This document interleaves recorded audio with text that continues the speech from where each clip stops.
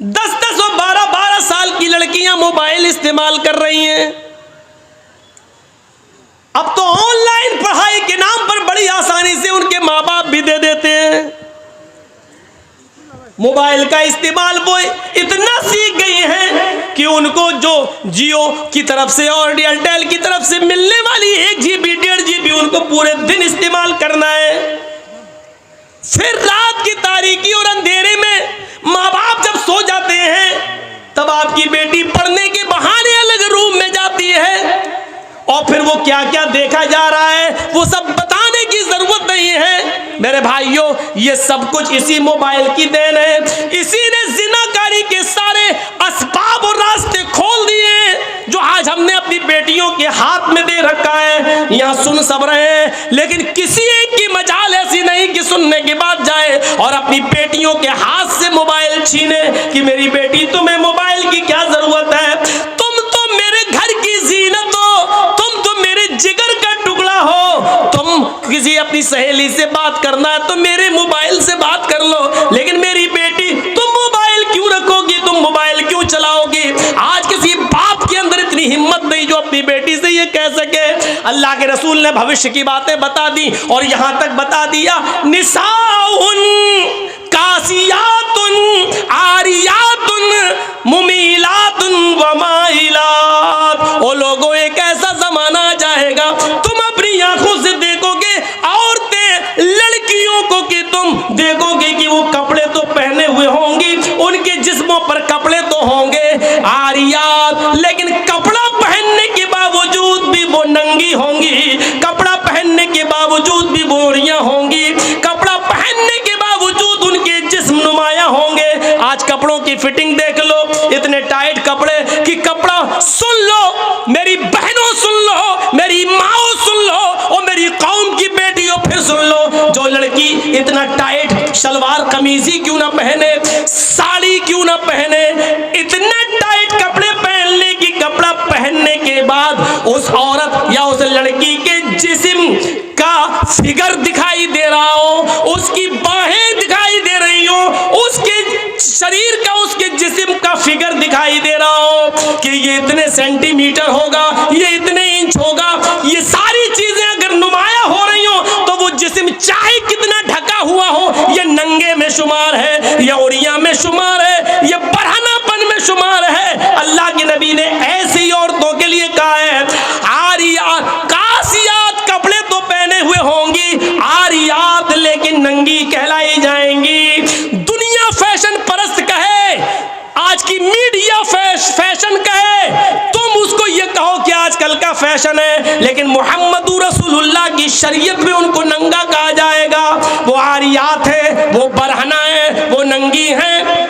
मुमीलातुन व माइलात, लड़कों से बातें करती हो, लड़कों की तरफ माइल होती हो और लड़के भी अब उनकी तरफ झुकते हो, यानी हंस हंस कर बातें करती हो, गुफ्तगू करती हो, इतना मेकअप करके निकलती हो कि उनको देखकर लड़के फरेफ्ता हो जाएं और ये भी उनके ऊपर माइल हो जाएं। जब तुम ये देख लो अपने जमाने में और ऐसा माहौल देख लो तो ऐसी औरतों को देखकर सोच लेना, ला यदखुलनल जन्ना वला यजिदना रिहा, ऐसी औरतें जन्नत के अंदर दाखिल न होंगी, जन्नत तो दूर, जन्नत की खुशबू भी नहीं मिलेगी, जन्नत की खुशबू से भी महरूम हो जाएंगी।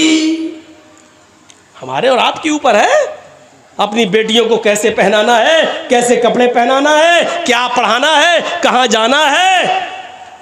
यहाँ अच्छी बात है, अल्लाह का शुक्र है, सुना है लड़कियों का मदरसा चल रहा है, तालीम निस्वा बहुत ज़रूरी है औरतों की, लेकिन याद रखिएगा मेरे भाइयों, मदरसे के लोग मदरसे तक जिम्मेदार हैं। मदरसे के बाद जब आपकी बेटी आपके घर आएगी तो आप जिम्मेदार हैं, आपको देखना पड़ेगा। ऑनलाइन पढ़ाई माहौल है दीजिए, लेकिन आप वहां बैठिए, आपके पास टाइम नहीं है। आप अपनी बीवी को वहां बिठाइए कि मेरी बच्ची के पास बैठे, भाई को बिठाइए कि वो आपके पास बैठे।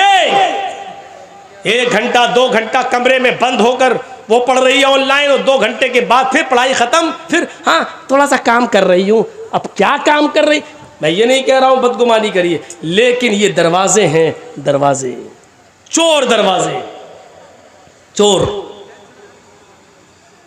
सर्दियों के दिन का तो लड़कियां दुआ मांगती हैं, अल्लाह सर क्यों, अच्छा मौका होता है, लिहाफ अंदर डाल डाल के व्हाट्सएप चलाती हूँ, कौन देख रहा है, सर्दी है, हमारी बेटी सो रही है और पता चला कि अंदर मोबाइल चल रहा, व्हाट्सएप चल रहा है, गुफ्तगू चल रही है। इन चीज़ों ने दरवाजे खोले। आज सूरत हाल ये हो चुकी है कि महाराष्ट्र के नागपुर के अंदर बाकायदा ये मीटिंगें हो चुकी हैं कि किस तरीके से मुसलमानों की लड़कियों को अपने घर की बहू बनाया जाए। कॉलेजेस में, ऑफिसों में वैकेंसी के नाम पर कितनी जगह खाली है लेडीज की, और अल्पसंख्यक लोगों के लिए मुसलमान बेचारे भरमार लगाए हुए हैं, फला कॉलेज में हमारी बेटी का एडमिशन हो जाएगा, जगह खाली है, और अकलियत के लिए जगह खाली है, अकलियत के लिए फार्म भरते हैं, लड़के जा रहे हैं तो उनको कहा जा रहा है जगह फुल हो गई, लड़कियां जा रही हैं तो उनको फौरन एडमिशन मिल रहा है। फिर जहां आग और पेट्रोल एक जगह पढ़ेंगे, एक जगह होगा, जाहिर बात है फिर माँ बाप भी नहीं रोक पाएंगे। और कितनी कोर्ट मैरिजें हो रही हैं महाराष्ट्र के अंदर, आप कुछ नहीं कर सकते क्योंकि आपकी बेटी 18 साल से ऊपर की हो चुकी है, और कोर्ट ये कह कर निकाह कर रहा है कि लड़की को पूरी आजादी है अपना हमसफर चुनने की। आपको मालूम है हजरत मरियम की किफालत कर रहे थे हजरत जकरिया, और जब मरियम के पास मेहराब के अंदर, मस्जिद के अंदर बेमौसम फल आ गए। बेमौसम फल का मतलब समझ रहे, सेब का मौसम नहीं सेब देखा, केले का मौसम नहीं केला देखा, किसने, हजरत जकरिया ने। सूरह मरियम पढ़िए मेरे भाइयों, जैसे ही हजरत जकरिया ने मरियम के पास बेमौसम फल देखे, ये वही मरियम है जो इतनी पाक दामन है कि जिनको उनके किसी शौहर ने, किसी मर्द ने नहीं छुआ। अल्लाह ने इसी मरियम से ईसा को पैदा किया। ये वो मरियम है जिनकी पाक दामनी का ऐलान अर्श वाले ने, अल्लाह ने किया है। ये मरियम है जिनकी पाक दामनी का ऐलान अल्लाह ने किया, लेकिन इनके पास मस्जिद के अंदर जब बेमौसम फल देके जकरिया ने, इनकी सरपरस्त ने जब बेमौसम फल देके, तो हजरत जकरिया को गुस्सा आया। उन फलों को देखकर मरियम की तरफ देखा, अन्ना लके हाजा, आए मरियम ये क्या है, ये फल तेरे पास कहां से आ गया।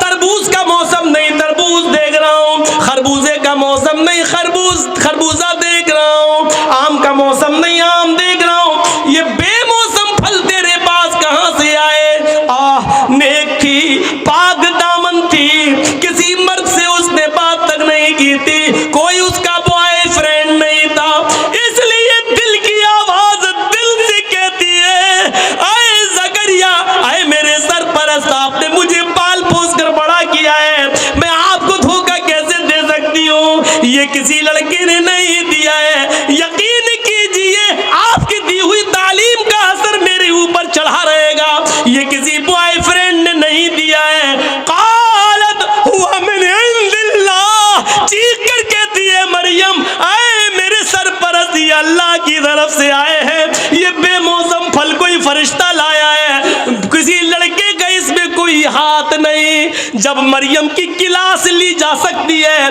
जब अल्लाह की इस नेक बंदी की क्लास ली जा सकती है, और इसका सरपरस्त बेमौसम फल के बारे में मरियम से पूछ सकता है, तो आपको अपनी बेटियों पर कैसे भरोसा हो गया है, कैसे सवाल नहीं करते। ये मोबाइल तेरे पास कहां से आया है, तू घर से गई थी तेरे हाथ में रुमाल नहीं था, अब ये रुमाल तेरे पास कहां से आया है, तू घर से एक किताब लेके निकली थी, अब ये 3 किताबें और कॉपी लेकर आई, ये कहां से आई है। तेरे मोबाइल में बैलेंस नहीं था, आज 200 रुपए का बैलेंस ये तेरे मोबाइल में कहां से आ गया है। तेरे मोबाइल में तेरे डैडी, तेरे अब्बू के अलावा किसी का नंबर नहीं था, ये 4-5 जगहों की मिस बैलें पड़ी है, ये नंबर किसके हैं। तुम्हें शर्म नहीं आ सकती, तुम अपनी बेटियों से ये सवाल नहीं कर सकते हो। जब मरियम से सवाल किया जा सकता है, वो मरियम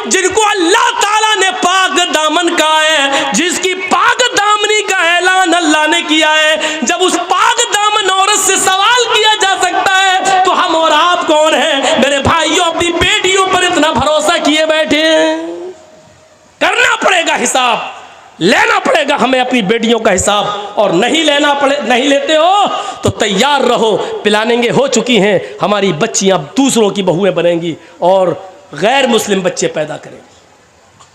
अब उनके पेट से पैदा होने वाले बच्चों के नाम लक्ष्मण, रामचंद्र, हनुमान, यही सब रखे जाएंगे। इंतजार करो आप उस वक्त का। बात तो सही है मौलाना, लेकिन इतनी देर तक के लिए सही है, बस इतनी देर तक के लिए, जितनी देर के लिए हम यहाँ बैठे हुए हैं उतनी देर के लिए। यहाँ से जाएंगे हंसते हुए जाएंगे, लड़ते हुए जाएंगे, अपनी साइकिल और गाड़ियाँ निकालते हुए यहाँ से हट हट पहले हम निकल रहे, हट जी, वही पुरानी रविश पे हम आ जाएंगे। और ज़्यादा मौका मिला तो रविश ही बदलेंगे नहीं, सेल्फी लेने की, मौलाना साहब का फोटो ले लें, अपने साथ ले लें, हम अपने दोस्तों को शेयर करेंगे, ये साबित करेंगे कि देखो जर्जी साहब से मिलके आए। इन चीज़ों ने आज दीन का शौक निकाल दिया है, जलसों को रस्म रवाज का मालिक बना दिया है। जलसों में दीनदारी आए तो कहाँ से आए, जलसों से इबरतें मिले तो कहाँ से मिले, जब जलसों में रस्म रवाज आम हो जाए। मेरे भाइयों, सेल्फी लेने के चक्कर में, फोटो लेने के चक्कर में आदमी एक दूसरे के साथ लड़ मरे, इतनी इजाज़त नहीं है शरीयत के अंदर। ये वीडियो बन रहा है, एक हद है, चलिए ये चैनल पे डाल दिया जाएगा। आज जर्जी साहब भाटोल बंगाल में उत्तर दिनाजपुर में है, कल ये तकरीर पूरी दुनिया में पहुंच जाएगी। एक मकसद है, लेकिन आपके साथ सेल्फी का क्या मकसद है? आप क्या करेंगे? शरीयत ऐसी सेल्फियों को हराम करार देती है जो जिसका कोई मकसद ना हो। मेरे भाइयों याद रखिए, मेरी बिल्कुल इजाजत नहीं है कि आप कोई मेरी सेल्फी ले, और इसके बावजूद अगर आप लेते हैं तो उसके गुनाहगार आप हैं, हम नहीं, क्योंकि हम मना कर चुके हैं। रस्म रवाज छोड़िए, आइए कुछ दीनी शौक पैदा करिए अपने अंदर, दीनी शौक पैदा करिए, रस्म रवाज से उठिए। बात आगे निकल गई तो ये दो ही चीजें हुई, 8 चीजों पे चलना है। अल्प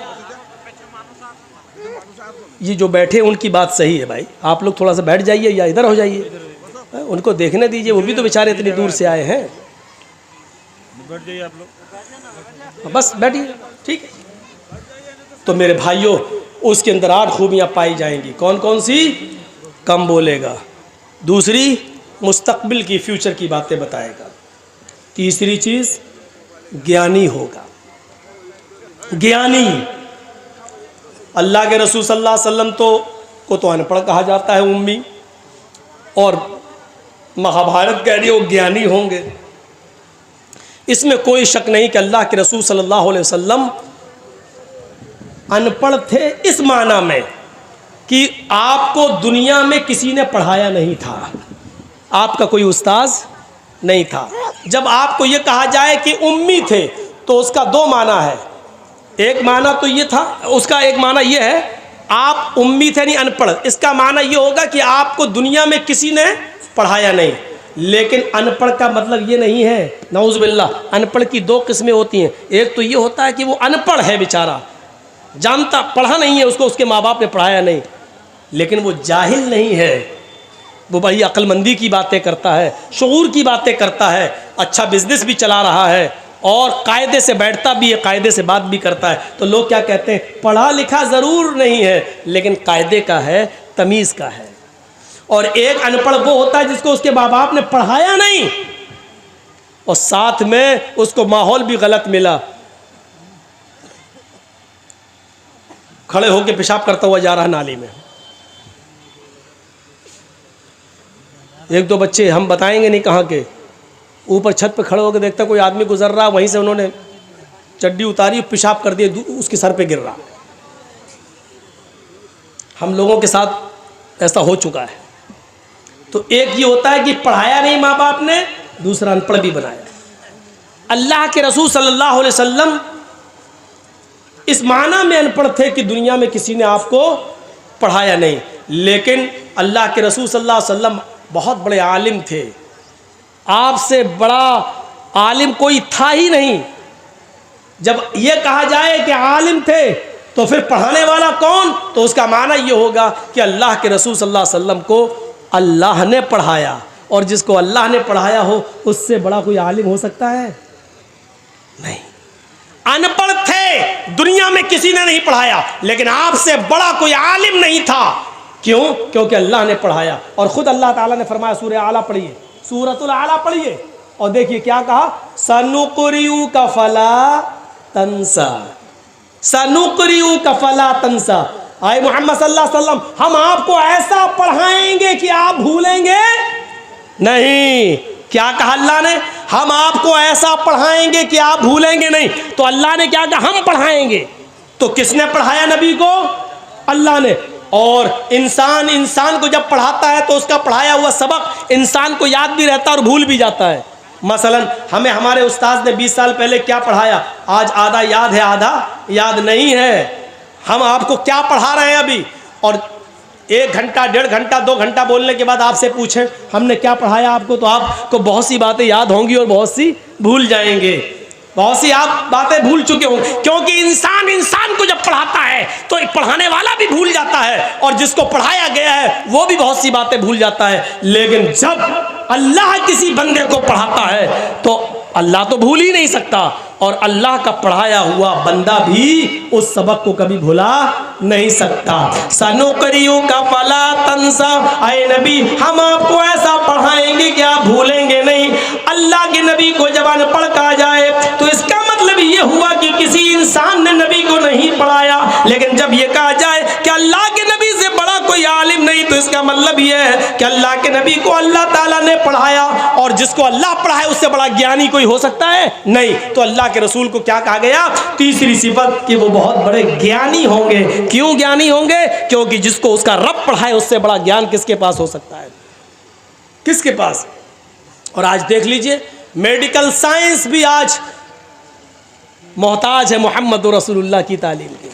ये 1400 साल पहले बताया था ना, मिसवाक करो, आज मेडिकल साइंस बतला रही है कोलगेट करने के नुकसान क्या है, और नीम की या पीपल की मिसवाक करने के फ़ायदे क्या हैं, आज मेडिकल साइंस बतला रही है। ये टिश्यू पेपर होते हैं ना, जो आप उसमें चले जाइए फ़्लाइट के अंदर, प्लेन के अंदर, तो ये बहुत से रखे हुए मिलेंगे, और उनके टॉयलेट में चले जाइए तो यही सब मिलेंगे आपको। उठाइए और लैट्रिन करने के बाद पोंछ के वहीं फेंक दीजिए। ज़माना कल तक हंस रहा था। अल्लाह के रसूल सल्लल्लाहु अलैहि वसल्लम ने कहा था कि जब तुम इस्तिंजा करने जाओ तो मिट्टी के 3 ढेले इस्तेमाल कर लो, 3 से कम ढेले इस्तेमाल नहीं होना चाहिए। मिट्टी के ढेलों पर हंसते थे लोग, क्या मोहम्मद साहब ने मिट्टी के ढेले अरे पानी नहीं था, मिट्टी के ढेले बता रहे हैं। आज उसी मेडिकल साइंस ने यह बता दिया कि मिट्टी के ढेले जरासीम को, कीड़ों को, गंदे कीड़ों को और ख़तरनाक कीड़ों को मारने में ज़्यादा सलाहियत रखते हैं, और गंदगी को जज़्ब करने की ज़्यादा सलाहियत रखते हैं। आप देख लीजिए, बहुत से बर्तनों को जब आप साफ़ करें, सर्फ से साफ़ करने के बाद, रिन साबुन से साफ़ करने के बाद भी चिकनाहट बाकी रह जाती है, तो फिर उसको मिट्टी लाकर साफ़ किया जाता है, और मिट्टी से उस चिकनाहट को दूर किया जाता है, क्योंकि मिट्टी के अंदर जरासीम को मारने की ज़्यादा सलाहियत मौजूद है। आज की मेडिकल साइंस ने इसको बता दिया। मोहम्मद रसूलुल्लाह सल्लल्लाहु अलैहि वसल्लम से बढ़कर कोई ज्ञानी होगा? मेडिकल साइंस बता रही है। नाक में पानी डालो, वुज़ू बनाते वक्त चढ़ाओ, जब रोज़े से हो तो ज़्यादा मत खींचो, हलक में चला जाएगा, और जब रोज़े से ना हो तो खींचो।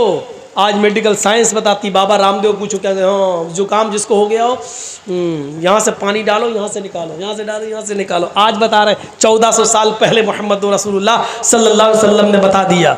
और बाबा रामदेव तो वो बताता है कि जिसकी नाक न निकलती और निकल जाए, ओम विलोम करो, ऐसे करो, पहले ही पकड़ो, खींचो अंदर, अब ये पकड़ लो और फिर बाहर निकालो, जिसकी ना निकलती हो बाहर आ जाए।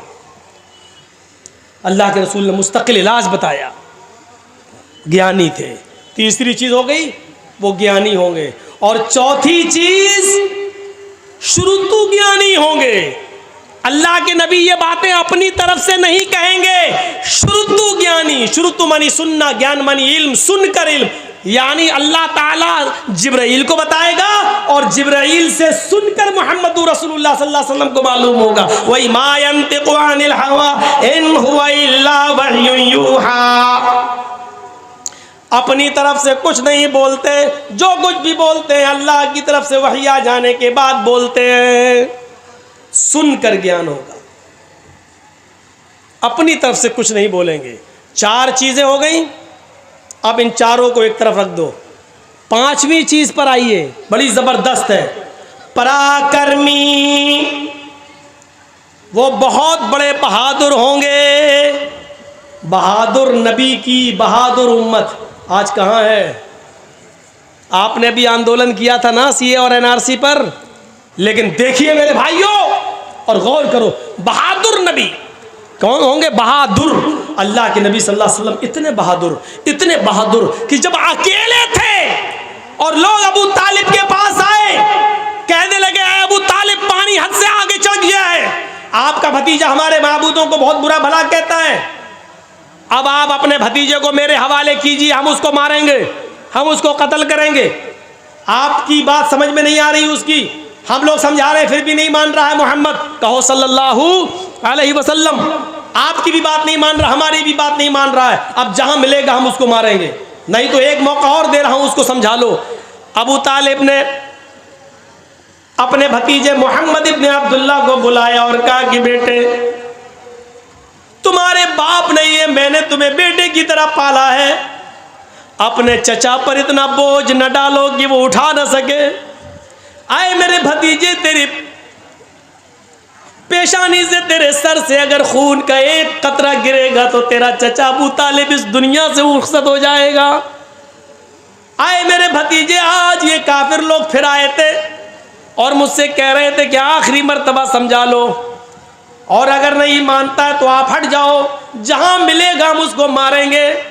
अरे मेरे भतीजे, मान जाओ, मेरे ऊपर इतना बोझ न डालो कि मैं उसको बर्दाश्त न कर सकूं, छोड़ दो इनको इनके हाल पर। आपके साथ उस वक्त कोई नहीं था अबू बकर के अलावा और आपकी बीवी खदीजा के अलावा। जरा तसव्वुर कीजिए कि उस वक्त अबू तालिब ने क्या ये जुमला जब कहा तो अल्लाह के नबी की जबान से जो जुमला निकला उसको सुनो, जो आपकी बहादुरी पर दलालत करता है। आए चचा जान, आज के बाद मैं आपके ऊपर बोझ नहीं बनूंगा, आप अपने आप को मुझसे अलग करना चाहते हैं तो कर लीजिए, लेकिन आप ये चाहते हैं कि मैं उस दावत को देना छोड़ दूं जो अल्लाह ने मेरे ऊपर फर्ज की है, जिसको पहुंचाना मुझ पर मेरी जिम्मेदारी है। रही इनकी बात, ये कहते हैं कि जहां मिलेगा तो मारेंगे, तो सुनिए मेरे चचा जान, उस जात की कसम जिसके कब्जे में मेरी जान है, ये काफिरीन मक्का 9 करोड़ 30 लाख मील की बुलंदी पर जाएं और सूरज को तोड़ कर लाएं और मेरे दाहिने हाथ पर लाकर रख दें, और 1,02,40,000 मील की ऊंचाई पर जाएं और चांद को तोड़ कर लाएं और मेरे बाएं हाथ पर लाकर रख दें। कसम है उस जात की जिसके कब्जे में मेरी जान है, ये काफिरों के लिए सूरज का उखाड़ लाना और चांद का तोड़ लाना आसान है, ये ऐसा कर सकते हैं, लेकिन मेरे लिए ये आसान नहीं है कि मैं दीन की दावत छोड़ दूं। मैं इसके बावजूद दावत देता रहूंगा, आगे आपकी मर्जी, आप मेरी मदद करें या न करें, अल्लाह हमारा हामी और नासिर है। ये कहकर अल्लाह के नबी सल्लल्लाहु अलैहि वसल्लम रो दिए और आपकी आंखों में आंसू आ गए। जब अबू तालिब ने ये जुमले सुने, अपने भतीजे की हिम्मत सुनी और ये जुमले सुने और अपने भतीजे मोहम्मद रसूलुल्लाह की आंखों में आंसू देके तो फौरन सीने से लगाया और फरमाया कि मेरे बेटे, वो बेटा ही कहते थे, अरे मेरे बेटे, जाओ, तुम अल्लाह के दीन की तरफ बुलाते हो, तौहीद की दावत देते हो, देते रहो, जब तक तुम्हारा चचा अबू तालिब जिंदा है, देखता हूँ किसकी माँ ने किसको कितना दूध पिलाया है जो तेरी तरफ नजर उठाकर भी देख सके। मैं हत्तल वुसाअत इस्तिताअत के मुताबिक तेरी मदद करता रहूंगा। आए मेरे भतीजे, जा, मैं तेरी आंख में आंसू नहीं देख सकता, आए मेरे बेटे तुम जाओ और दावत तौहीद दो। आपके ये जुमले, ये सूरज ले आए, चांद तोड़ लाएं, दाएं बाएं हाथ पर रख दे, फिर भी मैं नहीं मानूंगा। आपकी बहादुरी की तरफ इशारा करता है, ये बहादुरी थी, पराक्रमी वो बड़ा बहादुर होगा। एक मर्तबा अल्लाह के नबी बाजार का सफर कर रहे हैं, रास्ते में एक मुकाबला हो रहा है, कुश्ती का दंगल। हम लोगों के यहाँ पर भी होते हैं ना दंगल, कुश्ती लड़ी जाती है, दंगल हो रहा है। दंगल का बड़ा शौक था उस जमाने में, देखने लगे दंगल। उसमें एक पहलवान था जिसका नाम था रुकाना। उसको कोई नहीं हरा पाता था। जैसे आजकल भी बहुत बड़े बड़े वो पैदा हो गए ना, वो खली वली का तो हम नहीं जानते, उनसे भी बड़े बड़े पड़े हुए हैं, घूसे उसे मुक्के उक्के मारते। तो उस ज़माने में एक बहुत बड़ा पहलवान था जिसका नाम था रुकाना, वो हारता ही नहीं था कभी। तो उसका मुकाबला चल रहा था और वो सबको उठा उठा के पटकता जा रहा था। अल्लाह के नबी ऐसी देखने के लिए खड़े हो गए। उसने जब देखा मोहम्मद इब्ने अब्दुल्ला तो उसने चैलेंज कर दिया। उसने ऐसी कहा है, मोहम्मद इधर आओ, आओ तुम भी आ जाओ, तुम्हें बड़ा भरोसा है ना तुम्हारे अल्लाह पर, तो आओ ना लड़ लो। आपने कहा रुकाना, मैं लड़ने नहीं आया, मैं देखने आया हूं कि ये दंगल क्या है। उसने मुस्कुराते हुए सब लोगों के सामने चीख कर कहा, आए मोहम्मद, अगर तुम मुझे उठाकर पटक दो, अगर तुम मुझे हरा दो तो मैं इस्लाम कबूल कर लूंगा। जब कहा कि आ जाओ लड़ लो तो आपने कहा नहीं, मैं लड़ने नहीं आया। जब ये कहा कि अगर तुम मुझे शिकस्त दे दोगे, मुझे हरा दोगे तो मैं इस्लाम कबूल कर लूंगा, तो आप चले गए। इस्लाम का मामला आया तो आप चले गए। चलो, तेरे जैसे पहलवान की जरूरत भी है दीन को। आप आगे बढ़ गए। ये कितनी बड़ी बहादुरी थी। और कोई मौलाना जर्जीस के सामने खड़े होकर कह दे कि तुम खली के मुकाबले में आ जाओ, तो मैं तो जाऊंगा ही नहीं। कोई मुकाबला है?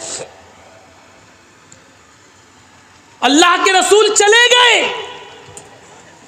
हाथ मिलाया, शुरू हो गया मामला। देखो रुकाना, अपनी बात से पलटना नहीं। अरे जबान होती है मर्द की, दे दी। वो सोच रहा था कि ये तो तुबला पतला आदमी, एक झटके में गिरा दूंगा। उसको क्या मालूम कि जहां ये जाता है रब की रहमत भी इसके साथ जाती है, रब की मदद भी इसके साथ जाती है। आपने हाथ मिलाया और कुश्ती शुरू। आपने दुआ पढ़ी, बिस्मिल्लाहि तवक्कलतु अलल्लाह रब्बी व रब्बुकल्लाह। ज़ादुल माद में पढ़ी, अल्लामा इब्न क़य्यिम ने यही नकल किया। ये दुआ है। शुरू करता हूं अल्लाह के नाम से और उसी पर मुझे भरोसा है। रब्बी व रब्बुकल्लाह, जो मेरा और तेरा दोनों का रब है। ये कहकर आपने कुश्ती शुरू कर दी और आनन फानन में यकबैग आपने उसको ऐसा पछाड़ा कि वो चारों खाने चित पड़ा है। दंग रह गए लोग। हैं पतला दुबला इंसान, इतने बड़े पहलवान को। रुकाना उड़ता और कहता है मेरे साथ चीटिंग हो गई है। मोहम्मद ने ऐसे मौके पर मुझे दांव मारा जब मेरा पैर फिसल गया था। मैं मोहम्मद के दांव से नहीं गिरा, अपने पैर फिसलने से मैं गिर गया। जो रेफरी होता है, जज जो होता है, जो फैसला करता है कि कौन हार गया कौन जीत गया, उसने कहा नहीं भाई, मैंने तो पैर फिसलते हुए नहीं देखा। मोहम्मद इब्ने अब्दुल्ला फरमाते अल्लाह के नबी, नहीं साहब, अगर इसका पैर फिसल गया था तो मैं इसको एक मौका और देता हूं।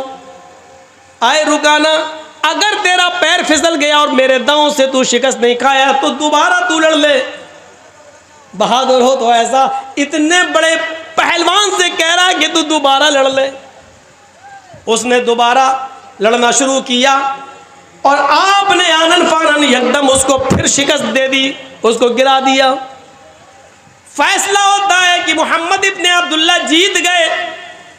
रुकाना से कहा गया, आए रुकाना, अपनी हार शिकस्त तस्लीम करते हो?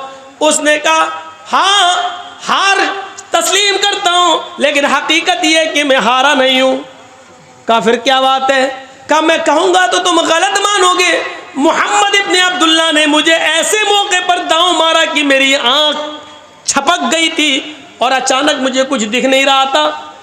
जैसी मेरी आंख छिपकी और इन्होंने मुझे जो है दांव मार दिया और मैं देख नहीं पाया। वैसे आपकी मर्जी। जज ने कहा नहीं, ये कुश्ती तो मोहम्मद इब्ने अब्दुल्ला जीत गए, लेकिन अल्लाह के नबी सल्लल्लाहु अलैहि वसल्लम ने फरमाया, आए रुकाना, अगर तेरी आंख छपक गई थी और मेरा दांव उस वक्त तेरे ऊपर चला तो ठीक है, इस कुश्ती को भी रिजेक्ट कर देते हैं, तू तीसरी बार लड़ ले। तीसरी बार भी हम कुश्ती लड़ लेते हैं, लेकिन ये हमारे और तुम्हारे दरमियान आखिरी होगी। इसके बाद आंख तुम्हारी छपके या मेरी, पैर तुम्हारा फिसले या मेरा, इसको आखिरी माना जाएगा और यही हार जीत का फैसला होगा। कहा ठीक है। तीसरी बार भी कुश्ती हुई और आनन फानन अल्लाह के नबी ने ज्यादा वक्त नहीं लगाया और रुकाना को उठाकर पटक दिया। रुकाना भरेआम मजमे में तस्लीम करता, अब मैं हार गया हूं। अवार्ड के मुस्तहिक मोहम्मद इब्ने अब्दुल्ला हैं। अवार्ड लाया जा रहा है। उस जमाने में जो ट्रॉफी दी जाती थी जीतने वाले को, चैंपियन की, डिस्ट्रिक्ट चैंपियन की, वो ट्रॉफी बड़ी अहमियत रखती थी। वो ट्रॉफी मोहम्मद इब्ने अब्दुल्ला को दी जा रही है, लीजिए। अल्लाह के नबी फरमाते हैं, आए रुकाना, तुमने लोगों के दरमियान ये वादा किया था कि अगर तुम मुझे उठाकर पटक दोगे तो मैं इस्लाम कबूल कर लूंगा, मुझे इस ट्रॉफी की जरूरत नहीं है। भरे मजमे में तुम कलमा पढ़ो, अशहदु अल्ला इलाहा इल्लल्लाह व अशहदु अन्ना मुहम्मदन अब्दुहु व रसूलुहु। ऐ रुकाना, तुम्हारा कलमा पढ़ लेना ही मेरे लिए सबसे बड़ा अवार्ड होगा। रुकाना मुस्कुराकर कहता है, हाय मोहम्मद, ट्रॉफी उठा और चलता बन। तूने मुझे इतना बड़ा सच्चा कैसे समझ लिया था? अरे मैं तो अब तक धोखे ही से जीतता आया और आज भी धोखे से जीतना चाहता था, लेकिन आपके आगे मेरी चली नहीं है। मैं पहली मर्तबा आपने मुझे उठाकर शिकस्त दी, पटका, और मैंने कहा मेरा पैर फिसल गया था। कसम है मुझे अपने लातो मनात की, मेरा पैर नहीं फिसला था, मैं तो झूठ बोला था। आए मोहम्मद इब्ने अब्दुल्ला, दूसरी मर्तबा मेरी आंख छपकी नहीं थी, वो भी झूठ था, और मैं जानता था कि आप तीसरी बार लड़ेंगे, लेकिन तीसरी बार मेरे पास कोई बहाना नहीं, क्योंकि आपने पहले ही कह दिया था कि हार और जीत की आखिरी शक्ल होगी। मैं तो हमेशा झूठ बोलता आया। आए मोहम्मद, ट्रॉफी ले और चल, आज मेरी चैंपियन का अवार्ड तूने ले लिया है, ले जाओ, अगली साल फिर देखेंगे। फिर ट्रॉफी मोहम्मद इब्ने अब्दुल्ला को दी गई। अल्लाह के रसूल ने उस ट्रॉफी को अपने हाथ में लिया और जैसे उस ट्रॉफी को अपने हाथ में लिया, फरमाया लोगों रुक जाओ, मैं लड़ने नहीं आया था, कुश्ती लड़ने का मेरा कोई इरादा नहीं था। यह अलग बात है कि मैंने रुकाना को शिकस्त दी, अब जीता हुआ मैं माना जा रहा हूं, लेकिन लोगों में लड़ने नहीं आया था। रुकाना तो माहिर है लड़ने में, रुकाना ही को अवार्ड मिलता। अगर मैं न लड़ता तो आज रुकाना ही अवार्ड लेके जाता। जब मेरी लड़ने की नीयत ही नहीं थी तो मैं अवार्ड क्यों लूं? इस अवार्ड का असली हकदार रुकाना है, मैं नहीं हूं। आए रुकाना, तुम इस्लाम नहीं लाते हो मत लाओ, तुम दीन कबूल नहीं करते हो मत करो, लेकिन यह अवार्ड मैं नहीं लूंगा, क्योंकि मेरी लड़ने की नीयत नहीं थी, और मैं नहीं लड़ता तो यकीनन यह अवार्ड तुम ही जीतते। अब यह अवार्ड मैं तुम्हें दे रहा हूं। जैसे अल्लाह के नबी उसके करीब गए और उसके हाथों में अवार्ड दिया, लो।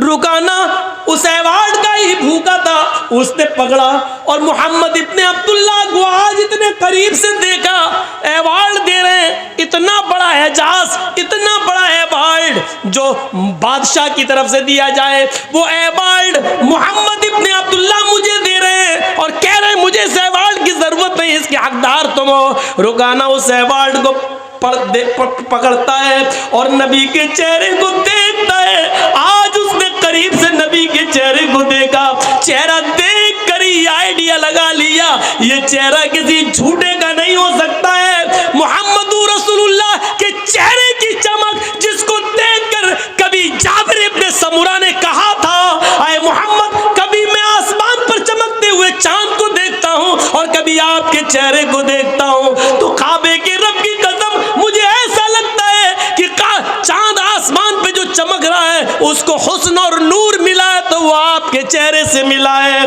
आसमान पे चमकने वाला चांद भी आपके चेहरे की रोशनी का हकदार है, वो भी आपके चेहरे से रोशनी लेकर गया है। उस चेहरे को देखकर कभी हसन इब्ने साबित ने कहा था, वो अहसन मिनका लम तरा कत्तु आईनी व अजमल मिनका लम तलिदिन निसाउ। आज मोहम्मद इब्ने अब्दुल्ला आपको देखता हूं तो ऐसा लगता है कि वह अहसन मिनका लम तरा कत्तु आईनी, मेरी आंखों ने आपसे पहले ही नहीं, वो अजमल मिन कलम तलिदिन निसाउ, और दुनिया की किसी औरत ने आपसे खूबसूरत बच्चा पैदा किया ही नहीं है। आप हसीन है, जमील है, इस चेहरे को बार बार देखता है रुकाना, एवार्ड पकड़ता है और थोड़ी देर के बाद एवार्ड उठाकर जमीन पर पटक देता है और कहता है मोहम्मद मुझे इस एवार्ड की नहीं, उसी एवार्ड की जरूरत है जो आप दुनिया को देते हैं। वो अशहदु अल्ला इलाहा इल्लल्लाह व अशहदु अन्ना मुहम्मदन अब्दुहु व रसूलुहु, ये कलमा पढ़ता है रुकाना और इस्लाम कबूल कर लेता है। माफ कीजिएगा मेरे भाइयों, अल्लामा इब्न क़य्यिम ने ज़ादुल मआद में लिखा है कि रुकाना इस्लाम ले आया, लेकिन मौलाना अबुल कलाम आज़ाद ने लिखा वो इस्लाम से मुतासिर हुआ है लेकिन इस्लाम उसने कबूल नहीं किया था। लेकिन मैंने जो हवाला आपको दिया है वो ज़ादुल मआद का दिया इब्न क़य्यिम का कि उन्होंने कलमा पढ़ लिया और इस्लाम के दायरे में दाखिल हो गए। अल्लाह के रसूल सल्लल्लाहु अलैहि वसल्लम का ये अखलाक देखकर बहादुरी दिखाना मकसद था मुझे कि आप इतने बड़े पहलवान के सामने खड़े हो गए। ये उस बहादुर नबी की कौम है जो आज बुज़दिली का शिकार होती है और बहुत जल्दी मायूस हो जाती है, बहुत जल्दी मायूस हो जाती है। इसको फैसले करना नहीं आता है, ये कौम मुत्तहिद नहीं होती है। मेरे भाइयों, कितने 20 साल से जलसों में आ रहा हूँ आपके आसपास के इलाकों में और बार बार कह रहा हूं कि मुसलमानों अपनी ताकत को पहचानो, बार बार कह रहा हूं कि सुनो, तुम इस मुल्क के प्रधानमंत्री नहीं बन सकते, ये फैक्ट है। या सिस्टम ऐसा बना दिया गया है कि तुम राजा नहीं बन सकते, तुम वजीर आजम नहीं बन सकते इस मुल्क के। लेकिन अगर तुम एक हो जाओ, अगर तुम मुत्तहिद हो जाओ और पूरे भारत के मुसलमान एक प्लेटफार्म पे कायम हो जाएं, तो मैं ये कसम खाकर कह सकता हूं कि रब्बे काबा की कसम तुम्हारे बगैर भी कोई प्रधानमंत्री नहीं बन सकता, कोई वजीर आजम नहीं बन सकता। तुम अपनी ताकत को पहचानो, तुम अपने वजूद को पहचानो, तुम बटोगे तो उसका फायदा दूसरों को होगा और हो रहा है। तुम्हें बांटा जा रहा है, तुम्हें अलग अलग बांटने के लिए बाकायदा लोगों को पाला जा रहा है, बाकायदा लोगों को उतारा जा रहा है। तुम्हारे दरमियान ना इत्तेफाकी पैदा कराई जा रही है, तुम्हारे वोटों को तकसीम करने की प्लानिंग बिहार के बाद बंगाल में भी हो रही है। तुम पहचान नहीं पा रहे हो, समझ नहीं पा रहे हो। ये तुम्हें होश के नाखून लेने की जरूरत है, समझने की जरूरत है। प्लानिंग अच्छी होनी चाहिए तुम्हारी, जो अभी तुम्हें होश नहीं आ रहा है, तुम्हें होश नहीं आ रहा है। होश आएगा, इलेक्शन के बाद होश आएगा, अभी नहीं आएगा। हम प्लानिंग नहीं समझ पा रहे। कितने जलसों में मैंने कहा है कि बड़े नुकसान से बचने के लिए छोटा नुकसान कर दो अपना। अभी मैं अपने भाई का पैर कटवा के आया हूँ टाटा हॉस्पिटल में, अपने फुफेरे भाई का कैंसर हो गया था। 10 साल पहले ऑपरेशन कराया था, डॉक्टर ने बचा लिया, लेकिन 10 साल के बाद फिर अटैक हुआ उस पर कैंसर का, और यही कैंसर। उसने कहा पैर नहीं बचा पाऊँगा और कटवाया। वो मना कर रहा था, मैंने कहा नहीं, तुम्हें ज़िंदा रहना है। एक तरफ ज़िंदगी थी, एक तरफ पैर था। वो नहीं चाहता था कि पैर कटे, उसने कहा मर जाने दो, जितने दिन ज़िंदगी जी लेने दो, ऐसी ज़िंदगी से क्या फ़ायदा। लेकिन मैंने उसको कहा नहीं, ज़िंदगी रहेगी तुम्हारी, कम से कम बच्चों का चेहरा देखोगे, उसके कलेजे से पूछो। जान चली जाए ये बड़ा नुकसान है, पैर कट जाए ये छोटा नुकसान है, लेकिन बड़े नुकसान से बचने के लिए अगर छोटा नुकसान करना पड़ रहा है तो कर दो, कर दो। छोटा नुकसान करके अगर तुम्हारी जान बच रही है तो बचा लो। मुसलमानों, बंगाल की सरजमीन पर बड़ा नुकसान क्या है तुम जानते हो, और छोटा नुकसान क्या है वो भी जानते हो। अगर बड़े नुकसान से बचना चाहते हो और उस पर अगर आपको छोटे नुकसान की कुर्बानी देनी पड़ रही है तो दे दो, लेकिन बड़े नुकसान से अपने आप को बचा लो। बिल्कुल वो हाल है कि मेरी बीवी के बच्चा पैदा हो रहा है, डिलीवरी का टाइम है, डॉक्टर ने कह दिया कि नहीं, खतरनाक माहौल है, या तो माँ को बचा सकता हूँ या बच्चे को, इन दोनों में से किसी एक को बचा सकता हूँ। और जर्जी साहब कलेजे में पत्थर रख कर कहते हैं कि बीवी को बचा लो, बच्चा जा रहा तो जाने दो, बीवी रहेगी तो बच्चे और भी आ जाएंगे। लेकिन ये किसी की बेटी है, किसी की बहन है, वो लोग बर्दाश्त नहीं कर पाएंगे। इसलिए छोटा नुकसान अगर हो रहा तो कर दो, बड़े नुकसान को बचा लो, यानी बीवी को बचा लो और बच्चा जा रहा है तो जाने दो। हालांकि बच्चे से भी हमें मोहब्बत है, लेकिन छोटा नुकसान हम गवारा कर रहे हैं बड़े नुकसान से बचने के लिए।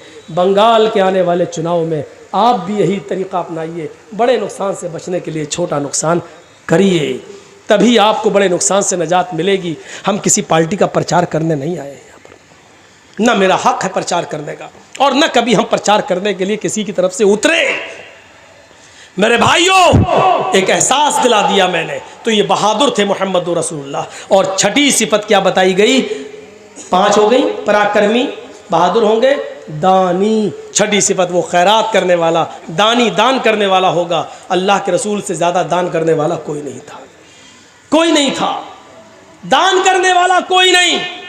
एक फ़कीर आया, कहा अल्लाह के रसूल मुझे अल्लाह की राह में कुछ दे दो। कुछ था ही नहीं। आपने कहा अभी तो नहीं है। कहने लगा मैं क्या करूं? आपने कहा बैठ जाओ, कहीं से आएगा तो दे दूंगा। बैठ गए। थोड़ी देर में दूसरा आ गया, देने तो आया नहीं, मांगने आ गया, अल्लाह के नाम पे मुझे भी कुछ दे दो। आपने कहा तू भी बैठ जा। थोड़ी देर में तीसरा आ गया, अल्लाह के रसूल मुझे भी अल्लाह के नाम पे है कुछ नहीं। आपने कहा अच्छा तू भी बैठ जा। फिर थोड़ी देर के बाद 4 औकिया चांदी कहीं से आ गई, सोना, 4 औकिया सोना कहीं से आ गया। तो अल्लाह के रसूल सल्लल्लाहु अलैहि वसल्लम ने एक एक औकिया तीनों को दे दिया, जाओ।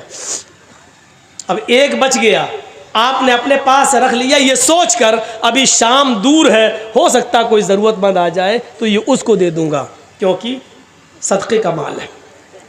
शाम हो गई, कोई नहीं आया, और एक औकिया सोना अल्लाह के नबी के पास रखा रहा। इशा की अजान तक कोई नहीं आया। अल्लाह के नबी सो गए। तहज्जुद की नमाज पढ़ने के लिए उठे तो सबसे पहले दरवाज़ा खोला, देखा बाहर कोई नहीं। वो सोना अल्लाह के नबी के तकिए के नीचे रखा हुआ था, एक औकिया। आपने वुजू बनाया, फिर बाहर निकले, देखा कोई नहीं। फिर अंदर आए, 2 रकात नमाज पढ़ी। फिर आप बाहर निकले कि देखे कोई ज़रूरतमंद मिल जाए उसको दे दूँ, लेकिन कोई नहीं।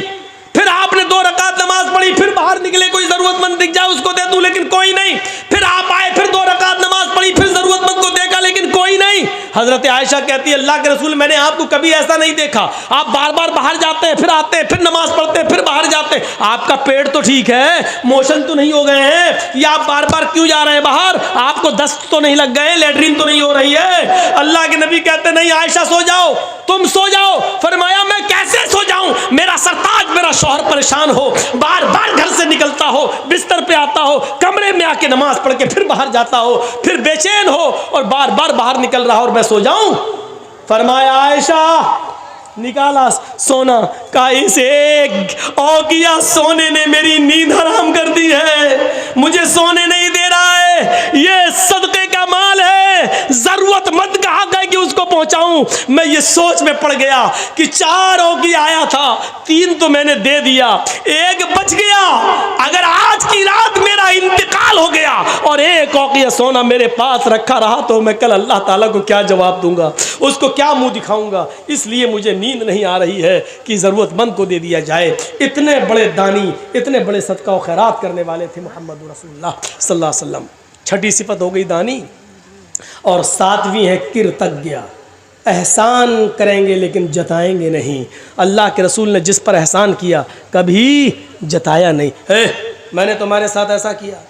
आज बहुत से लोग बोला ना, हाँ क्या हुआ, वो एक प्रोग्राम चाहिए, नहीं साहब डेट खाली नहीं, अरे भूल गए मुझे, नहीं पहचान पा रहा हूँ, अरे वो मिले थे ना फलां जगह होटल में, हमने खाना खिलाया था। प्रेशर बनाने की कोशिश।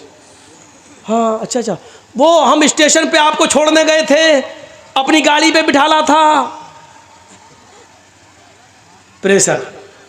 अच्छा, अरे भाई देखेंगे, अच्छा बहुत जल्दी भूल गए, अरे भूले नहीं, सब याद आ गया भाई, लेकिन अभी डेट नहीं है। अरे बड़े अजीब आदमी हो यार, एहसान करेगा लेकिन जताएगा नहीं। अल्लाह के रसूल सल्लल्लाहु अलैहि वसल्लम ने कभी एहसान करके जताया नहीं।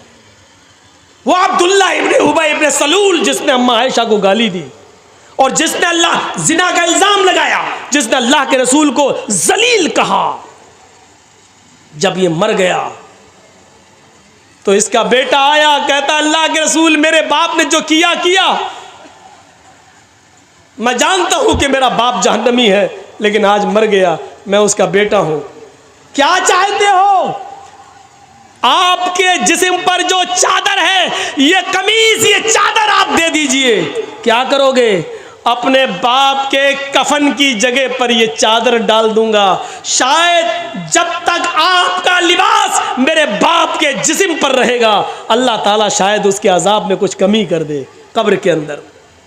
अल्लाह के नबी उठे और आपने वो चादर दे दी। हज़रत उमर ने वो चादर पकड़ ली।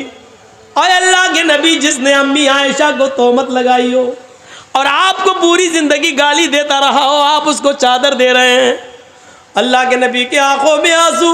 और क्या कहते हैं उमर, जो चादर मैंने उसके बेटे को दे दी है, तुम उसको छीनने का हक नहीं रखते हो।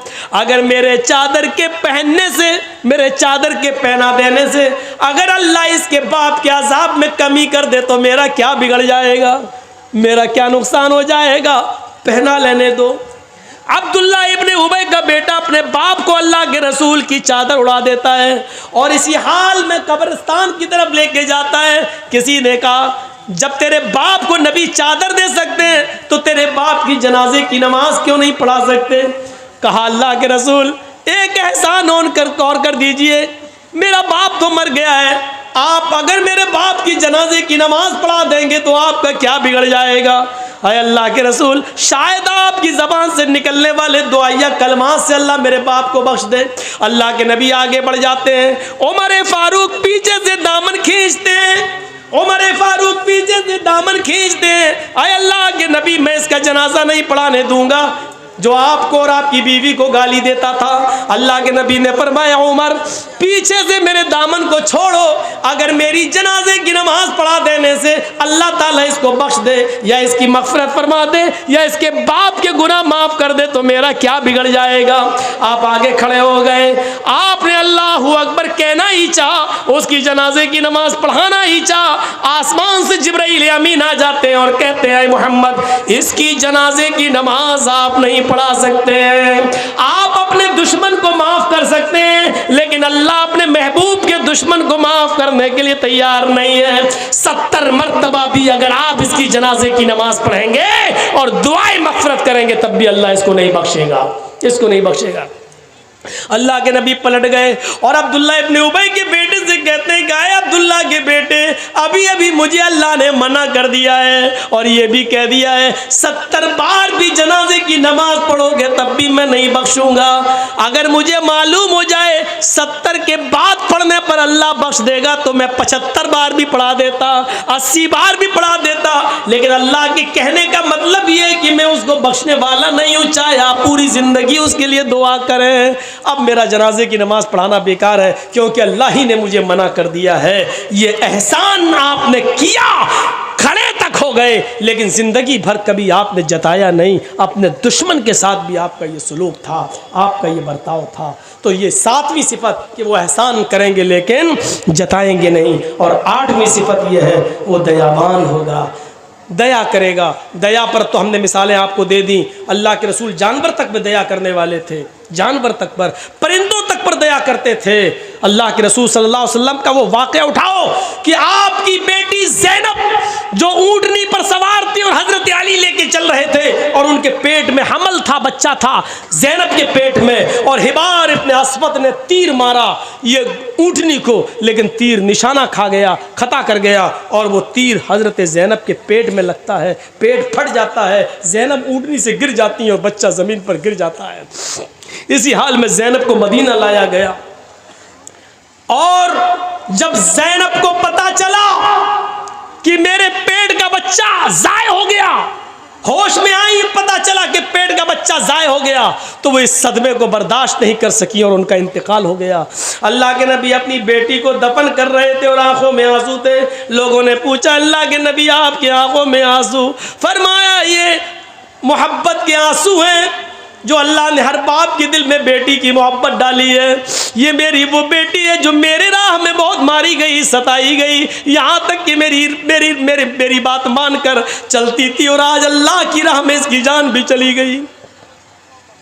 10 साल मदीना में रहने के बाद जब मक्का फतह हो गया, मदीने से निकल कर आप मक्के में आए तो आपने ऐलान कर दिया, लोगों माफ़ी, जो इसने हमारे साथ जो जराइम किए, अगर कोई माफ़ी मांगेगा तो हम उनको माफ़ करने के लिए तैयार हैं। एक एक मुजरिम आता गया और माफ़ी मांगता गया, आप एक एक को माफ़ करते जा रहे हैं।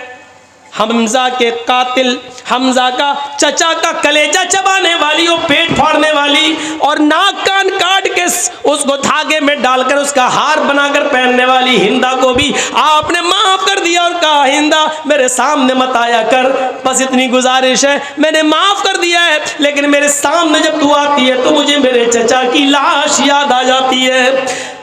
आप एक एक करके सबको माफ करते गए। एक और आदमी खड़ा है, कहा अल्लाह के नबी मैं भी मुजरिम हूं, मुझे भी माफ कर दो। आप मुस्कुराए, कहा मैंने सबको माफ किया तो तुम्हें क्यों नहीं करूंगा? हाँ लेकिन तुम्हारा जुर्म क्या है? उसने कहा मेरा जुर्म ना सुने तो अच्छा है, ऐसे ही माफ कर दीजिए। फरमाया नहीं नहीं, सबने अपने अपने जुर्म बताए और हमने माजी के वो जुर्मों को याद किया जो तुमने हम लोगों के साथ किया, अब तुम भी अपना जुर्म बताओ। फरमाया आय अल्लाह के नबी मैंने तीर मारा था ऊंटनी को, लेकिन वो तीर ज़ैनब के पेट में लगा था, ज़ैनब का पेट फट गया था और उसके पेट का बच्चा जमीन पर गिर गया था। आय अल्लाह के नबी आपकी बेटी ज़ैनब को इसी हाल में मदीना ले जाया गया।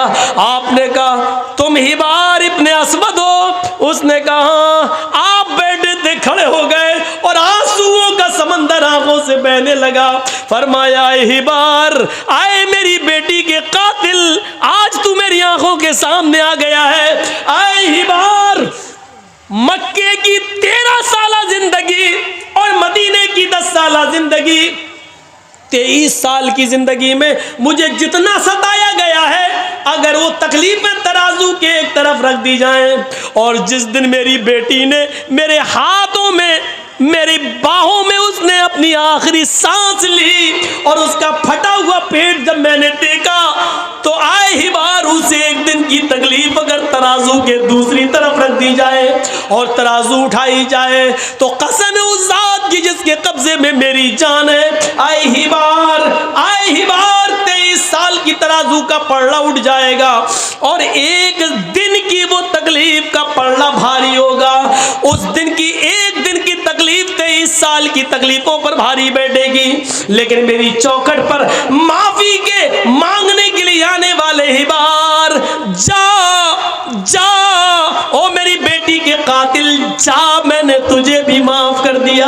हिबार जा, मैंने तेरा खून भी बख्श दिया। आपने अपनी बेटी ज़ैनब के कातिल को भी माफ कर दिया और ये उस वक्त की बात है जब हुकूमत आपके हाथ में थी, पावर आपके हाथ में था। आप चाहते तो 1 मिनट में उसको कत्ल कर सकते थे और कोई रोक भी नहीं सकता था, क्योंकि अब पावर अल्लाह के नबी के हाथ में। लेकिन पावर आने के बाद माफ कर देना बड़ा कमाल है। ये दयावान थे, रहम करने वाले थे। जो मैंने शुरू में कहा था कि अगर रहम निकाल दिया जाए तो देश बिगाड़ के रास्ते पे आ जाता है। अल्लाह के रसूल तो बनाने आए थे दुनिया को, तो बिगाड़ के रास्ते पे कैसे ला सकते थे? इसलिए आपने अपनी बेटी के कातिल तक को माफ कर दिया। पूरी दुनिया की हिफाजत के लिए किसी ऐसे इंसान का आना ज़रूरी था जिसके दिल में रहम हो, इसीलिए अल्लाह ताला ने मुहम्मदुर रसूलुल्लाह को रहमतुल लिल आलमीन बनाकर भेजा। और क्या कहा? वमा अरसलनाका इल्ला रहमतल लिल आलमीन। जिसको तुम जगतपति कह रहे हो, जिसको तुम जगत गुरु कह रहे हो, जिसको तुम पूरी दुनिया का मुहाफिज और मालिक मान रहे हो, कुरान ने उसी नबी के बारे में ये फरमा दिया वमा अरसलनाका इल्ला रहमतल लिल आलमीन। ऐ लोगों, हमने तुम्हारे दरमियान तुम्हें रहमतुल लिल आलमीन दिया, एक ऐसा नबी तुम्हारे पास भेजा जो पूरे विश्व के लिए, पूरी दुनिया के लिए, सारे आलम के लिए रहमत बनकर गया। वो इंसानों के लिए रहमत, वो जमातात के लिए रहमत, वो नबातात के लिए रहमत, यहाँ तक कि वो जानवरों के लिए भी रहमत। मेरे प्यारे साथियों, अबू सईद खुदरी रज़ी अल्लाह ताला अन्हु नबी अकरम के का बर्तन पकड़े हुए हैं, क़ज़ाए हाजत के लिए अल्लाह के रसूल जंगल की तरफ जा रहे हैं। अबू सईद खुदरी पानी का बर्तन लिए हुए हैं। थोड़े दूर गुजरने के बाद जब जंगल आ जाता है तो हजरत अबू सईद खुदरी से अल्लाह के रसूल ने पानी का वो बर्तन ले लिया। आए अबू सईद, अब तुम यहीं रहो, मैं जंगल में जाता हूँ, झाड़ियों की आड़ में जाता हूँ और क़ज़ाए हाजत से फारिग होकर आता हूँ। मैं क़ज़ाए हाजत लेटरिन से फारिग होकर आता हूँ। पानी का बर्तन दे दिया।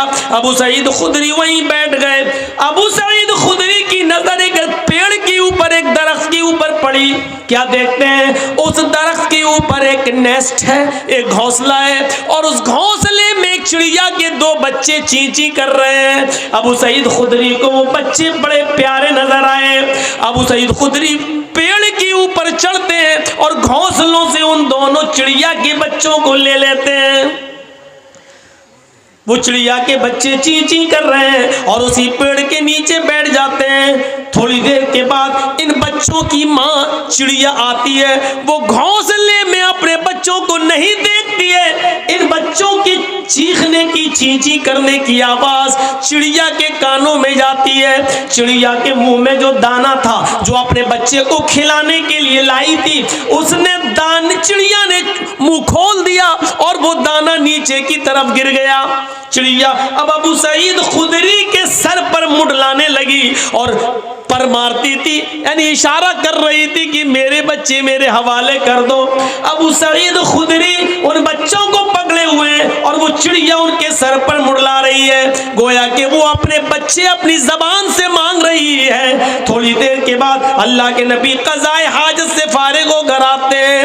उस चिड़िया को अबू सईद खुदरी के सर पर मुड़लाते हुए देखते हैं और दोनों बच्चों को अबू सईद के हाथ में देखते हैं। कहते हैं, अय अबू सईद, तुमने इस चिड़िया को उसके बच्चे छीन कर परेशानी में डाल दिया है, तुमने उसको परेशानी में मुब्तला कर दिया है। जिस तरह हमें अपने बच्चों से मोहब्बत होती है, इन परिंदों को भी अपने बच्चे से मोहब्बत होती है। इस चिड़िया के बच्चे छोड़ दो। अबू सईद खुदरी ने चिड़िया के बच्चे जैसे ही छोड़े, चिड़िया ने फौरन एक पर से उठाया, चोंच से दबाया और अपने बच्चे को लेकर उड़ी और घोंसले में रख दिया। फिर दूसरे बच्चे को भी इसी तरह ले गई। अबू सईद खुदरी कहते हैं, मैं चंद दिनों के बाद कुछ दाना लेकर आया कि मैं उस घोंसले में डाल दूं ताकि उस चिड़िया को ज्यादा मेहनत ना करना पड़े। 2-4 दिन के बाद जब मैंने उस इलाके में कदम रखा तो क्या देखा कि न वो चिड़िया वहां है, न घोंसला वहां है। यानी चिड़िया ये समझ गई यहाँ मेरे बच्चे महफूज नहीं है, आज किसी ने ले लिया, कल कोई और भी मेरे बच्चों को ले जा सकता है। उस चिड़िया ने अपना बसेरा कहीं और बना लिया। मेरे भाइयों, अल्लाह के रसूल का चिड़िया को देखना और अबू सईद खुदरी से कहना, जिस तरह हमें अपने बच्चों से मोहब्बत होती है, इन परिंदों को भी होती है, इसके बच्चे वापस कर दो। ये वाकया हमें बतला रहा है कि अल्लाह के रसूल परिंदों के लिए और जानवरों के लिए भी रहमत बनकर आए थे। इसीलिए मेरे भाइयों, रहमतुल आलमीन कहा गया और पूरी दुनिया का मुहाफिज वही हो सकता है जिसके अंदर रहम हो। जब रहम निकाल लिया जाए तो पूरी दुनिया, क्या वो एक मुल्क का भी मुहाफिज नहीं हो सकता है। हिफाजत के लिए रहम का होना जरूरी है, और रहमत जिसके अंदर नहीं है मेरे भाइयों, वो अपनी आंखों के सामने भी बर्बादी होते हुए देखेगा, लेकिन उसको तरस नहीं आएगा। इसलिए अल्लाह के रसूल के बारे में क्या कहा गया? रहमतुल लिल आलमीन। आसिना साधुमनम, साधुओं की तरह जिंदगी गुजारेगा। ये बड़ी अच्छी सिफत बताई है। हमारे यहाँ साधु लोग उसको समझते हैं जो अपना घर मकान छोड़कर किसी जंगल में चला जाए और बस अल्लाहू अल्लाहू अल्लाहू करता रहे, या राम राम राम राम राम राम करता रहे। उससे पूछो, ये यहाँ क्या कर रहे हो? चुप, अल्लाह को याद, अल्लाहू अल्लाहू, इतनी लंबी माला ले ली, अल्लाहू अल्लाहू अल्लाहू। शाम को खाना, चुप, अल्लाह देगा, अल्लाहू अल्लाहू। ऐसे लोग जहां आपको मिले ना, इनको उल्टी छुरी से काटो। ऐसे लोग जहां मिले उनको 1000 जूते मारो और एक गिनो। ये लोग कौम के रहबर और रहनुमा नहीं है, ये बोझ है समाज पर। ये इनको हम अपनी भाषा में बोल दें, ये लोग हराम खोर लोग हैं। मोहल्ले वालों के रोटी के टुकड़ों पे पलेंगे, जंगल में बैठे अल्लाहू अल्लाहू अल्लाहू सुभान सुभान सुभान अल्हम्दुलिल्लाह। हफ्ते में एक दिन आता है जुमे का, जो बड़ा मुबारक दिन है और जिसके नाम पर अल्लाह ने पूरी एक सूरत ही नाजिल कर दी, सूरतुल जुमा। लेकिन सूरह जुमा नाजिल करते वक्त जुमे के दिन को बरकतों से नवाजने के बावजूद अल्लाह ने यह नहीं कहा कि पूरा का पूरा दिन तुम जुमे का सुभान अल्लाह और अल्हम्दुलिल्लाह में लगाओ, बल्कि क्या कहा, फ़इज़ा क़ुदियतिस सलातु फ़ंतशिरू फ़िल अर्ज़, जब जुमे की नमाज पढ़ लो, इमाम साहब सलाम फेर दे तो अब मस्जिद में मत बैठो, निकलो। अब क्या कर रहे हो, नमाज हो गई, जाओ। अब बैठे हो अल्लाह सुभान अल्लाह, अरे नमाज हो गई, अब जाओ। अब क्या करो, ये भी अल्लाह ने कहा, फ़ंतशिरू फ़िल अर्ज़, अल्लाह का हक अदा हो गया, तुमने कर लिया, अब जमीन में फैल जाओ। जमीन में फैल कर क्या करो, वब्तगू मिन फज़लिल्लाह, अल्लाह ने जो रिस्क उतारा है उसको तलाश करो, अपने बीवी बच्चों के लिए मेहनत करो, कमाओ, रिक्शा चलाओ, जंगलों में जाकर लकड़ियां काटकर बाजार में बेचकर अपनी बीवी और बच्चे का पेट भरो। यह जिम्मेदारी तुम्हारे ऊपर है। रिस्क हलाल कमाओ, हलाल रोजी कमाओ, हराम तो घर बैठे मिल जाए। एक फ़ोन कर दो, आपके बच्चे को नौकरी दिलवा रहे हैं, मेरे फलां से बड़े अच्छे ताल्लुकात है, अच्छा ठीक है, 50,000 रुपये भेज दो, आ गया। आज तो मेरा घर चली गया है, 1 महीना चल जाएगा, 1 महीने के बाद फिर दूसरी टोपी पहनाएंगे। कहा वब्तगू मिन फज़लिल्लाह, रिस्क तलाश करो अल्लाह का। जुमे का दिन भी पूरा का पूरा अल्लाह ताला ने ये नहीं कहा कि इबादत में गुजार दो, और ये बैठा हुआ है वहाँ अल्लाह अल्लाह, बीवी बच्चों को सबको छोड़े हुए अल्लाह अल्लाह। गौतम बुद्ध ने ऐसा किया था, शादी की, एक बच्चा भी पैदा हुआ, उसका नाम राहुल था, और जब वो गृहस्थी नहीं चला पाए बेचारे, बीवी बच्चों के झमेले में पड़ गए, तो बीवी छोड़ी, बच्चा छोड़ा, भाग गए जंगल में। और लोगों को क्या बेवकूफ़ बना दिया, हम सच्चाई की तलाश में जा रहे हैं, सत्य ढूंढने के लिए जा रहे हैं, और फिर वो पूरी जिंदगी उन्होंने जंगल में गुजारी, अल्लाह अल्लाह करते हुए, राम राम करते हुए, भगवान को याद करते हुए, और लोगों में मशहूर हो गया बुद्धिस्टों में कि वो तो सच्चाई की राह में अपनी बीवी को त्याग करके, अपने बच्चे को छोड़कर, अपनी बीवी को छोड़कर सच्चाई की तलाश में चले गए। सच्चाई की तलाश में उन्होंने अपनी पूरी ज़िंदगी जंगल में गुजार दी। अल्लाह के रसूल ने ऐसी ज़िंदगी गुजारने से मना किया है कि जंगलों में चले जाओ और अपनी बीवी बच्चों को छोड़ दो, नहीं, फरमाया कि बीवी का भी हक अदा करो, मजदूरी भी करो, मेहनत भी करो। इबादत के बाद सबसे पहले हुक्म क्या दिया, फ़इज़ा क़ुज़ियतिस सलात, नमाज पढ़ ली, अब दूसरा हुक्म क्या है, फ़ंतशिरू फ़िल अर्ज़, ज़मीन में फैल जाओ। और उसके बाद ऑर्डर क्या है, वब्तगू मिन फज़लिल्लाह, रिस्क रोजी तलाश करो, अल्लाह का फजल तलाश करो, हराम मत कमाओ।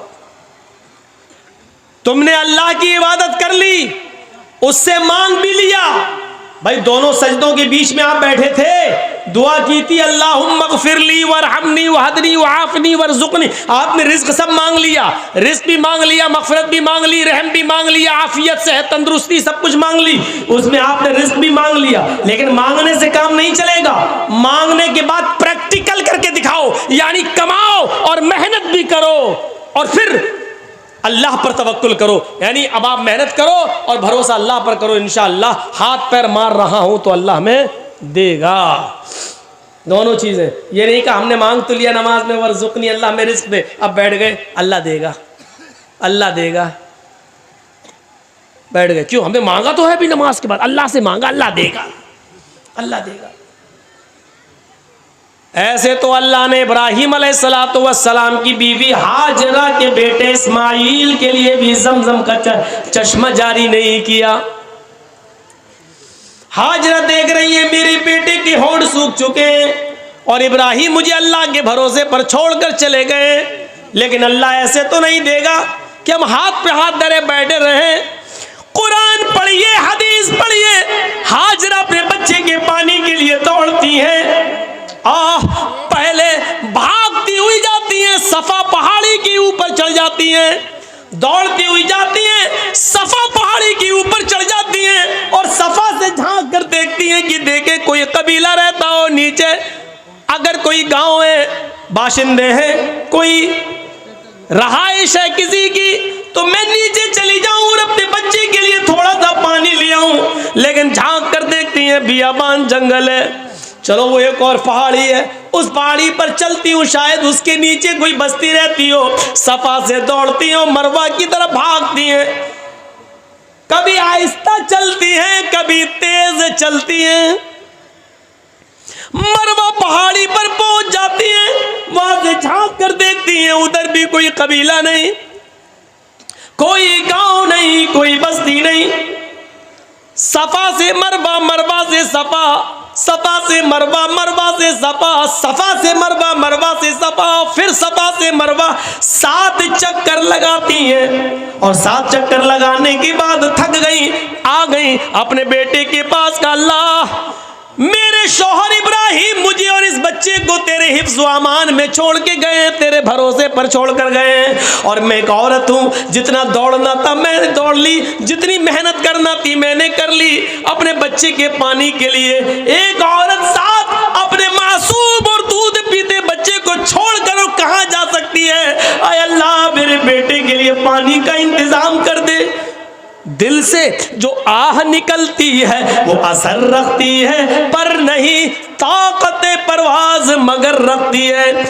हाजरा की आवाज दिल से निकली थी, नजरें आसमान से नीचे की, क्या देखती है कि मेरा बेटा इस्माइल जिस जगह पर एड़ियां रगड़ रहा है, अल्लाह ने जिब्रील को हुक्म दिया अपना वहीं पर मारो। जिब्रील ने वहीं पर अपना पर मारा और वहीं से पानी का चश्मा जारी हो गया। जम पानी का चश्मा जारी हो गया। हाजरा ने पानी को बहते हुए देखा तो उसकी मुंडेर बांधने लगी, ये बह ना जाए, पानी कहीं खत्म ना हो जाए। वो बेचारी मुंडेर बांधने लगी, मिट्टी से खड़ा कर करके उसकी मुंडेर बांधने लगी। अल्लाह के नबी ने फरमाया, अल्लाह हाजरा पर रहम फरमाए, अगर हाजरा ने उस पानी को घेरा ना होता, उस पानी को घेरा ना होता तो अल्लाह ताला उस पानी को सारी दुनिया में पहुंचा देता। और जब सारी दुनिया में पहुंच जाता तो कदर ख़त्म हो जाती। जो चीज़ आसानी से मिल जाए तो उसकी कदर ख़त्म हो जाती है। आज गंगा जल की कोई कदर नहीं है। आदमी ले तो लेता है लेकिन जल्दी पीना नहीं चाहता, क्योंकि वो जानता कि गंगा में कितने लोग क्या क्या करते हैं, वो जानता है। लेकिन अकीदा है इसलिए ले आता है, बेचारा भर कर ले आता है। लेकिन आज उस गंगा की कोई कदर नहीं है। बस गंगा माँ है दर्जे में, लेकिन कदर क्या? उसी में लोग लैट्रीन कर रहे हैं, उसी में पेशाब कर रहे हैं, उसी में डुबकी लगा रहे हैं, उसी में नहा रहे हैं, सब कुछ कर रहे हैं, और फिर वही पानी पी भी रहे हैं, तो कदर ख़त्म हो जाती है। हाजरा बार बार पानी को रोक रही हैं और अपनी अबरानी ज़बान में बोलती जा रही हैं, जम जम जम जम, यानी रुक रुक, अरे ठहर, कहाँ जा रहा है, रुक रुक, ठहर ठहर। उस पानी का नाम ही पड़ गया जमजम। उन्होंने बोला था जम जम, रुक रुक रुक, अरे ये तो रुक, कहती जा रही हैं। उस पानी का नाम अल्लाह के रसूल ने भी उसको बदला नहीं, वही रहने दिया जो हाजरा की ज़बान से निकला था। बताने का मकसद यह है कि हाथ पे हाथ धरे हुए वो भी नहीं बैठी रही, अल्लाह पे भरोसा, मेरे बेटे को पानी मिल जाएगा, दौड़ना उनको भी पड़ा।